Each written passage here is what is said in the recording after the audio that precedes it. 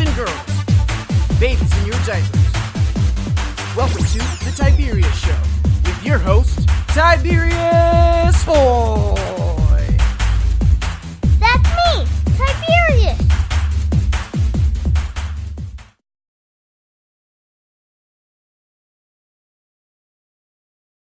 Today we're going to talk about some very awesome stuff. We have a cool video game to talk about, a great book about vacation, my bonus school report, and we got a totally awesome guest, the one, the only, Racquel Asa. So Racquel is an anchor at WFTV Channel 9 Eyewitness News. Your excitement is fantastic. And she is an expert about traffic. Thanks for being on the show. Are you kidding me? I'm so excited to be here. I'm so excited to be part of your amazing energy. So thank you. Today, we are going to start off with the video game of the week. And this is going to be a blast. Oh, I'm so excited. Tell me about it. And now it's time for the video game of the week.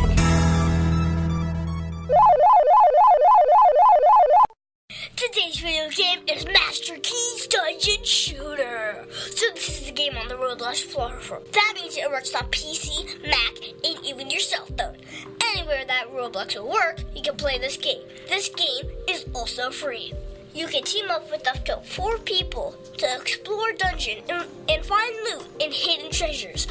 When you defeat monsters like bats, chickens, and slimes, then you get to take on the bosses, which are wolves, frogs, and bees. So when you defeat a boss, you get a treasure. Some of the loot you get are hearts, which give you health, armor, helmets, and power-ups that do cool things like stronger bullets, extra armor, and so forth. So this game is made by Roblox Chicken Rocket, and he says that you are in an old town and there's a haunted well. Strange neon lights and weird sounds come from the deep underground. Can you free the town from its glowy curse?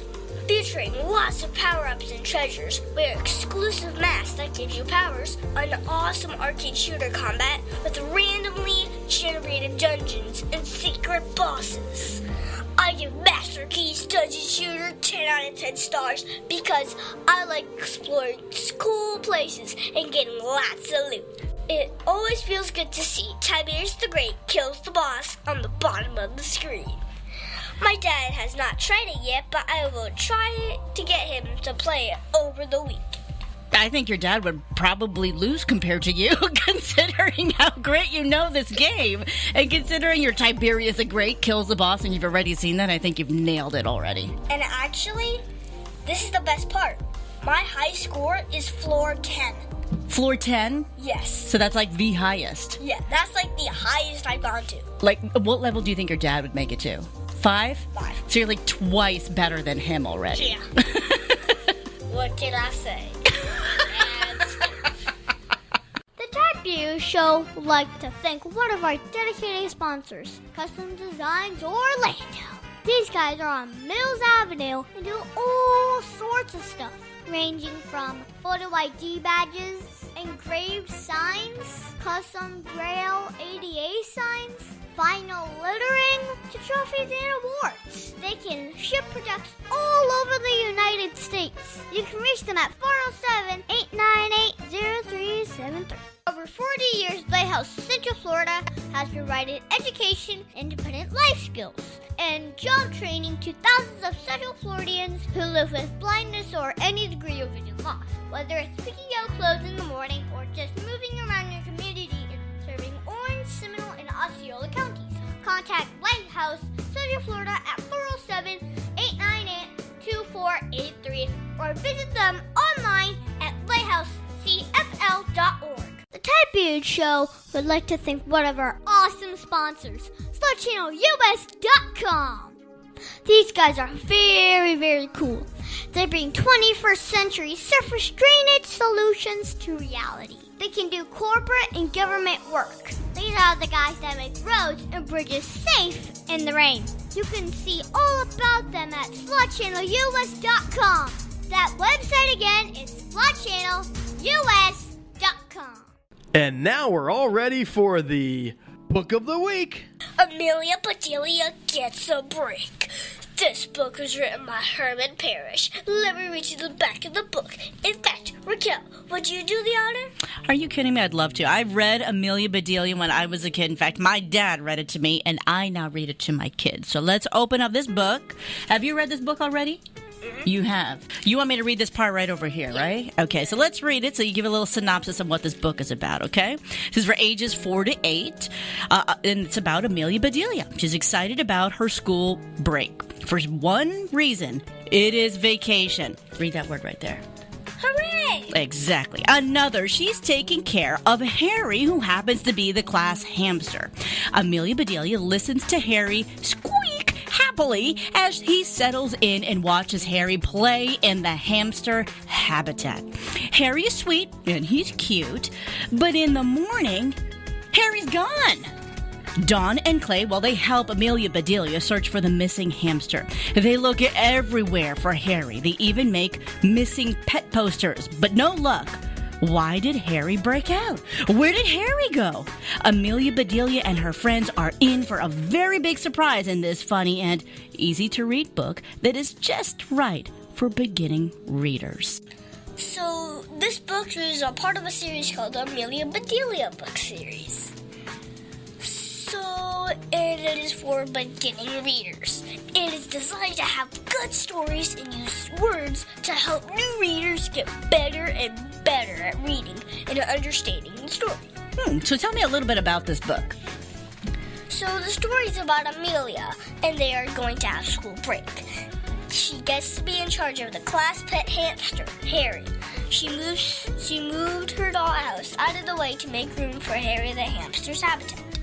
When she went to sleep, the next morning her friends Clay and Dawn came over to play with Harry. But he was gone. Oh my God. Right? Yeah, that's scary. Like you said on the back of the book, right? So they were very worried. They made posters and looked everywhere. Clay wanted to be a musician and thought how to make Harry reappear. Dawn thought about offering a reward, but they did not have any money. And they looked at Harry's habitat and wondered what could be missing that made him want to run away. Amelia had an idea. She remembered that hamsters like to sleep in the day and play at night. So she checked her dollhouse and found the hamster in the bed. Then there's a really big surprise, but you have to read the book to find it. Oh, can't you tell me what that surprise is? Nope. Oh, come on. I got to read all these pages. You know what? Maybe I will get this for my kids tonight. It's only 32 pages. I give Amelia Bedelia Gets a Break 9 out of 10 stars because it is a great story and the surprise was cool. I think everyone that is in 2nd grade should read this book because it will help you for your AR goal. And it's all important to meet those goals, right? Yep. And now it's time for our interview of an interesting person. Today's guest is going to be so much fun. Today we have the one, the only, the amazing Racquel Asa. I just have a question for you. Do you want my job? Yes. Okay. Because maybe I can do it with you. Yeah, you know what? I'm going to talk to my boss today after this, okay? So, Racquel is an anchor at WFTV Channel 9 Eyewitness News and an expert in traffic. And in some Google searching, I found you are a dancer. I love watching Rosie dance. Who told you I did that? Did you see my dancing? Mm-hmm. You did, didn't you? Yeah. Did you like it? Did you try to? You should go and roll the dance. You know, Michael Jackson is my favorite. Don't tell anybody that's my favorite song. So you mentioned I do traffic right here at WFTV. Channel 9 Eyewitness News. That's right. Don't forget Channel 9 Eyewitness News. And I understand. That would be respect. Respect. So first off, how are you enjoying being on the show? Are you kidding me? If I could do this every day, I'd be here every day. This is so much fun. So what made you decide to be a traffic expert? You know what? I think what I love about traffic the most is that everybody hates it. So why not make something enjoyable, I guess, right, that everybody hates, because nobody likes to be stuck in traffic. You ever get stuck with your dad or your mom in traffic? Okay. And it's so hard. It's so hard. So part of my job is to make sure that everybody makes it to school before 7:59. So you know what you need to tell your classmates. Tell them to watch... How did you say it? Tell them to watch what? Tell them to watch WFTV Channel 9 Eyewitness News. Yes, they need to watch that every morning at 5 o'clock, because I'll make sure that they're at school on time, your parents are at school on time, and of course your teachers, because we want them to be there too. So what exactly is a TV anchor? Does that mean you're just on TV? Well, you know what? I always tell people about my job. Like, yeah, I'm on TV in the morning, but one thing about it's still a job. You know, I still go to work every day. It's just, my job just happens to be on TV. So every mistake I make, every time I hiccup, I sneeze, I cough, which happens a lot. That happens in real life, so of course you're going to catch it on TV. Yeah. So what is the best part about working as a TV anchor? I think one of the best things about being a TV anchor, I don't like to call myself a TV anchor. I like to, I'm really part of this community. I live here. I've lived here for the last almost 8 years. I have 2 kids here. I'm part of this community. Listen, I'm just a friend telling you what's going on. I always feel like when you say TV anchor, it's like, I'm the person who works for Channel 9 Eyewitness News. Hey, I just want to be your friend. I just want to tell you what's going on. I just want to tell you what crashes are happening and how not to be late. So I think for me, that's the best part about being a TV anchor. Where did you move from? So I lived in a really cold part of New York, upstate New York, practically close to the border of Canada for a really, really long time, and I got too much snow. I don't like snow at all. And it snowed on Mother's Day. Can you believe that? It snowed on Mother's Day. The last year that I was in New York, I said, I'm done. Take me to the Sunshine State, because I could not deal with the snow anymore. You know what it feels like when you put your fingers in the freezer and you can't feel it anymore? Right? It's what it's like all the time. So I am going there tomorrow. To New York? Yes. Say what? Seriously? Really? And what are you going to see? Did you get to see the Statue of Liberty? Oh my gosh, Statue of Liberty. A long time ago, I went to the Statue of Liberty and we took the little ferry, right? We took the ferry and it took us over there to the Statue of Liberty, and we climbed all the way to the top. So, if you're going... we went into the torch? Mm-hmm. And I don't like heights at all. I hate heights. I don't hate heights too. So don't look, hold your dad and your mom the whole time, because the last thing I would, or just walk along the ground like that, just like that. So when you were a kid, what did you want to do when you grew up? Did you always know you were going to be on TV? Absolutely not. Do you know what I wanted to be? What? A firefighter. Did you know that? I wanted to be a firefighter. I never knew that. I've actually done a lot of TV stories at Channel 9 about firefighters, and a lot of my other TV stations, I did stories about firefighting and the awesome things that these men and women do every single time. I mean, we were told to run away from fires, right? Uh-huh. These people are told to run toward the danger. Okay. So if my listeners wanted to grow up being a TV anchor, wait. Okay. Well, I want to be a reporter when I grow up. So, what advice would you give me? I think you're already seriously on the best track ever to becoming a TV reporter. I know you giggle, but let me tell you one thing, okay? Your personality, your ability to ask questions and be curious, that is the number one trait in being a reporter. To be curious, to learn, and to meet people. We've never met before this, right? No. And yet you're so intrigued by what I do. That is the best trait a reporter could have. But I did see you on TV before. You did. And you know what another good trait about being a reporter is? What? Research, which you already did on me, which I don't know. Should I be afraid that he researched me this much already? No. No. So, I see you like dancing. Do you always want to dance? I have a little secret I'm going to share. So that dance that I did, right, it was the hustle. My parents, when I was a little kid, seriously, just like your age, we had dance parties in the basement. Right? So I'm one of 3 kids. I am a middle of 3. And we would dance to Stacy Q. I know that's probably way too old for you. But it was 2 of Heart, Stacy Q. And we would dance all the time. So yes, Answer big, flat out yes. I love to dance. I love to dance. I can tell. I'm sure you have some killer rhythm, too. I know, right? So my teacher says that I will use math every day. Everything. Do you use math when you are working with traffic? Yeah, absolutely. So here's how I would do math with traffic, okay? Because when they're in school, you're like, well, how am I going to learn this math or use this math for when I get older? I can guarantee you today, kids, if you're listening, you will use math. Okay, so here's how you're going to use math, and here's how I use math every single day, okay? So let's say I'm going to use I-4 for an example, right? Have you ever seen an accident or crash? Oh, yeah, who hasn't, right? So here's how I use math. I calculate what I call drive times, right? You ever hear me? And actually, we witnessed a car crash. You did, right? So whenever I witness a car crash on, like, the traffic cameras that I watch, I always use math to calculate a drive time. So I can tell people on TV, oh, okay, if this normally takes you 15 minutes, let me add this up for you. It's probably going to take you 30 today. So 15 plus 15 equals 30. Exactly. So what I would say is it would take you twice as long. See, kids, I told you, you will use math. You will use math. So I like finding patterns in math. Is that the same as finding patterns in traffic? Are you in my head? I really think you are in my head, because traffic and patterns totally go together, and here's why, right?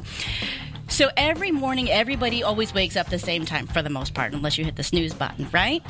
So patterns, we can essentially figure out what time everybody always gets on the road. So I always know the traffic pattern. Anything out of the normal, I know is not part of the pattern, and I know something bad happened, right? So that there's a crash in an area, that's not part of the pattern. So, in fact, patterns are something that I look for every single day. So when you are not on the air, what is your favorite thing to do? My favorite thing to do. Let me think about that. That's hard. Because I have a lot of favorite things. But I think my favorite thing right now is spending so much time with my kids. And sometimes just coloring with the kids. At home, I have 2 kids. I have a 4-year-old and a 3-year-old. I love to color. I find it very therapeutic. And I'll color anything from Mickey Mouse to Sesame Street. So do you play video games? Hashtag, what's your favorite one? Ooh, hashtag, my favorite one. I like old school stuff. I love Nintendo. So when I do have a free minute, I can get those kids off to bed early. Mommy likes to sneak in a little video game on my Nintendo Switch. So I throw it back old school, honey, like Mario 1, 2, and 3, where you can get those wings. You know, you can fly around and catch those leaves. Super Smash Bros. Oh, see, like, yeah, that's pretty cool, too, but I like to kick it old school, like Dr. Mario, you know, and like Tetris. Oh, Tetris. Because to be quite honest, I just really don't know how to play all those other games. Okay, so what is your favorite book? Okay, so my favorite book, it's actually a book that my dad read to me when I was a kid, when I was your age. And do you know what that is? You probably know what it is. Amelia Bedelia. Well, it was Amelia Bedelia, but this one actually, my favorite book is Where the Wild Things Are. Do you know about that one? No. Oh, Dad, you got to get him to read that. It's actually an awesome book. It's about Max, and Max is this kid who does not listen to his mom. And then his mom sends him to his room without any dinner, and then all of a sudden, these monsters come out with these big claws, and then he realizes he gets lonely. And so he realizes he needs to go back to his mom. And then, you know, I think the important lesson there is behave. And have humility. Humility. And it's amazing to me that you actually know what that word is. Okay. So can you tell me that one story? Mm-hmm. Remember, this is a kid show. Okay. But that one story that you're not supposed to tell me about. I know one that happened recently, okay? And I was doing a traffic report. And so I was there in the studio, I was going to tell people about a crash, and then all of a sudden I said, okay, you got to watch out for the Range Rover. I mean the Road Ranger. I mean the Range Rover. You get what I mean. And I kept thinking that the Road Ranger was a brand of car, Range Rover. And I got so many people who laughed with me. And I think even though it was a very embarrassing moment for me and I couldn't finish my thoughts, people laughed and they identified and they thought, you know what, that's my girl because she makes mistakes just like me. Is there anything else you think my listeners should know about you? What should they know about me? Well, one was that I wake up at 3 o'clock in the morning. The other question I always get is, do you sleep at the TV station? No, I don't, but I do have a cot there. And yes, I have slept there before during hurricane season. So yes, I have slept there, but no, I do not sleep there all the time. Mama's got kids at home, so I got to take care of them, right? What can I say? Right? What can I say? I got kids to take care of. Yeah. Thank you so much, Racquel, for being my guest. Can you stick around for Math Corners? Sure, I'd love to. I said you're going to use math, these kids, so let's stick around for Math Corners. Mid-State Fire has been providing top-quality fire equipment services for 3 generations to the Central Florida area. Don't wait for an emergency to repair. Call Mid-State Fire today at 407-246-8855. Get your fire extinguishers and emergency lighting for both your home and businesses by visiting www.midstatefire.com. That number again is 407-246-8855. The Tiberius Show would like to thank Boggy Creek Airboat Adventures for being one of our sponsors. I got to go on an airboat and saw a real gator. I even got to go to the gem mine and mine for some gems. We ate a steak dinner at the restaurant and even got some gator bites. If you want to have a blast with the entire family, I suggest you go to www.bcairboats.com right now. Get your tickets today. The website again is bcairboats.com. Oak Ridge Gun Range is a family-oriented shooting range that has been in business for over 30 years. They specialize in basic firearm training and offer numerous services such as consignments, gun trades, gunsmithing, and concealed weapon classes. I even got my training for gun safety at Oak Ridge Gun Range. Great customer service, and firearm safety is what they do best. So find out more at oakridgegunrange.com. Get ready, it's time for the Bowling Score Report.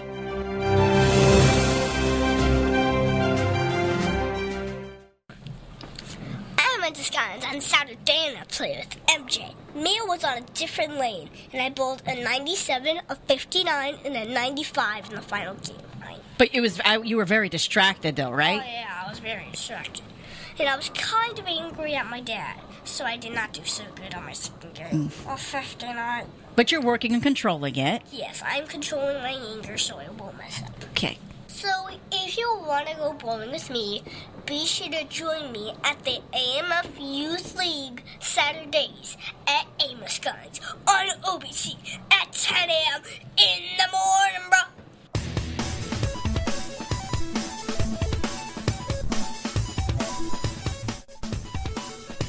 Tiberius' favorite subject, it's Math Corners! Thank you, Racquel, for helping me with Math Corners. Today, we are going to talk about measuring. So this week, we are dealing with length measuring. Last week, we did comparing, and that requires correct measuring so that you can compare. So when you measure length, you have to have a unit of measure. Okay. This can be inches, feet, and even miles. If we were measuring a pencil, we would be talking about inches. If we were talking about hallways, we would be talking about feet. And then if Racquel was on the news on WFTV Channel 9 Eyewitness News talking about roads, well, that means she would be talking about miles. Lots of miles. Yes, lots and lots of miles. And miles are lots and lots of feet. How many feet? 5,000. That's a lot of feet. So when you measure things, you have different units to measure. You can compare to one unit so you know which is longer. So if I have a piece of string A that is 13 inches, and if I have another one, string B, that is 1 foot, I would have to take the foot and turn it into inches and make it 12 inches. I would know that 13 inches is longer than 12 inches. So string A is longer. So, do you now know how to measure length? Well, based on your explanation, yeah. Now I know that there are different forms of measure, and you were spot on when you said that I measure the road in miles. So, can you quiz me? Sure, let's go. Okay. How many feet are in 2 miles? So, 5,280 times 2 is... Equals... Okay, so he's doing the math here, guys. You can't see it, but he's doing multiplication right now. 5,280 times 2. 10,560. Is that right? I'm so bad I got to take out a calculator. All right, so let's fact check this. Let me draw a calculator right here. Oh, see, he's even drawing a calculator. Not only does he know how to do math, he knows how to draw a calculator. He was spot on. 10,560. Ladies and gentlemen, this guy should be on Jeopardy. So let's recap for everybody here on doing measurements. So I asked him, how many feet are in 2 miles? He told me earlier, and you just heard him say it, 5,280 feet are in 1 mile. So I asked him times that by 2, and that equals how much? That equals 10,560. So write that down, everybody. I think I have to write that down to remember that one. So thank you so much, Racquel, for your help with Math Corners. Can I come back again to do Math Corners? Yeah, you can.